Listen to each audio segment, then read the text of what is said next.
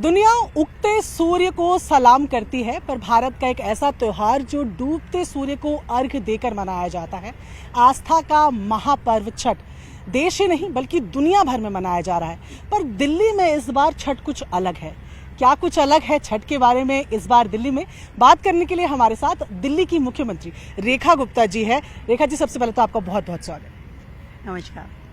रेखा जी, सबसे पहले ये जानना चाहेंगे कि क्यों कह रहे हैं हम लोग कि दिल्ली की छठ जो है इस बार अलग है। देखिए, दिल्ली में लाखों पूर्वांचल के भाई बहन रहते हैं और हर साल ये त्यौहार आता है, उनकी अपेक्षाएं होती हैं कि सरकार अच्छी व्यवस्था करके दे। पर पिछली सरकार ने वर्षों तक यमुना घाट पे छठ पूजा को प्रतिबंधित रखा, ना कोई इंतजामात किए, ना कभी उनको आने की परमिशन दी गई लोगों को। वर्षों बाद यमुना के घाट को हमने खोला है, जनता के लिए तैयार किया है, छठ घाट बनाया है। पूरे के पूरे यमुना के स्ट्रेच में 17 जगह लंबे लंबे छठ घाट तैयार किए गए हैं।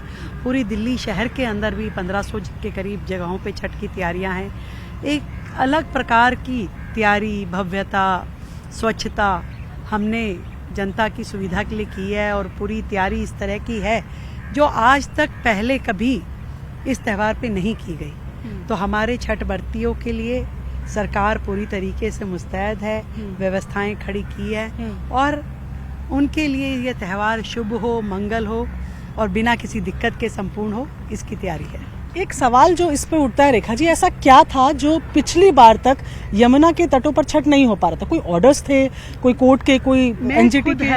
मैं खुद हैरान हूँ कि क्यों पिछली सरकार ने और उसके मुखिया ने यमुना जी पे ये छठ का प्रतिबंध लगाया, क्योंकि कोविड के समय में तो 2 साल सब कुछ ही बंद था, कोई सामूहिक वो नहीं था, त्यौहार भी बड़े छोटे स्वरूप में हुए।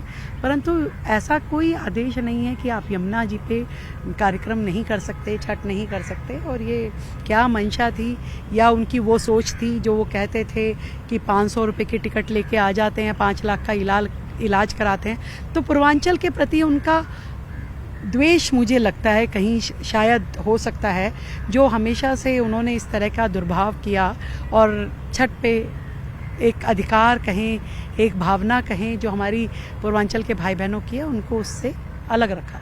जहाँ पर हमारी मौजूदगी है ये दिल्ली का वासुदेव घाट है और वासुदेव घाट मुझे लगता है आपकी सरकार के लिए भी बेहद खास है, क्योंकि जब आपने शपथ ली उसके बाद पूरे कैबिनेट के साथ आप लोग यहीं आए थे यमुना आरती करने और अब फिर आएंगे छठ मनाने। मैं तो ये चाहती हूँ कि हमारी दिल्ली का हर त्यौहार, जितने भी हमारे लोग हैं, दिल्ली निवासी हैं, हर राज्य से जुड़े हुए, हर त्यौहार बड़ी धूमधाम से खुशियों के साथ मनाया जाए। हमने जो महाराष्ट्र का त्यौहार है गणेश चतुर्थी का, उसे बड़े जोश से मनाया। हमने गुजरात का डांडिया बड़े हर्षोल्लास के साथ मनाया। हमने तीज राजस्थान की खूब यहाँ पे दिल्ली की बहनों के साथ में मनाई।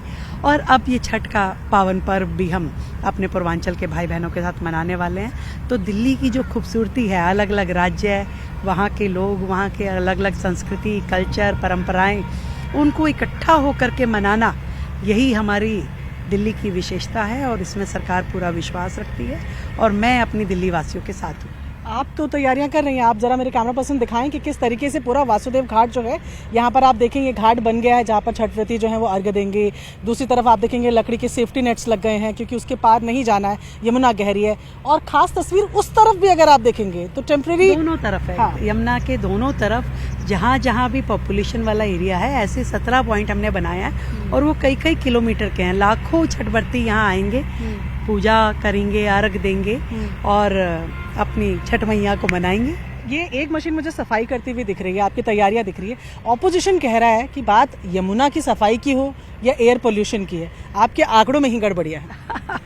चलो, आंकड़ों में गड़बड़ी होगी पर आंखों में तो गड़बड़ी नहीं है। आंखों से जो दिख रहा है उसे कैसे झुटलाओगे भाई? आंखों से दिख रहा है कि वहाँ से वहाँ तक पूरी, मैं तो जब पल्ला से शुरू होकर के कालिंदी तक गई थी तब भी आप लोगों को साथ ले गई थी। तो ये आंकड़ों पे ना जाइए, आंखों पे जाइए, आंखों से देखिए और दिल को सहलाइए। आज ही सौरभ भारद्वाज ने एक वीडियो ट्वीट की, कह रहे हैं ये पानी जो पूरा भरा हुआ हमें दिख रहा है, कह रहे हैं ये तो फिल्टर्ड पानी है और गंगा का पानी है जो यहाँ पर आप लोगों ने भरा। हम भगीरथी हो गए हैं कि गंगा ले आए हैं, तो जो वो समझना चाहे समझ सकते हैं। मुझे तो इतना पता है, मेरी दिल्ली के लोग खुश होने चाहिए, उनके चेहरे पे मुस्कुराहट होनी चाहिए, पूजा करते हुए एक संतुष्टि का भाव हो।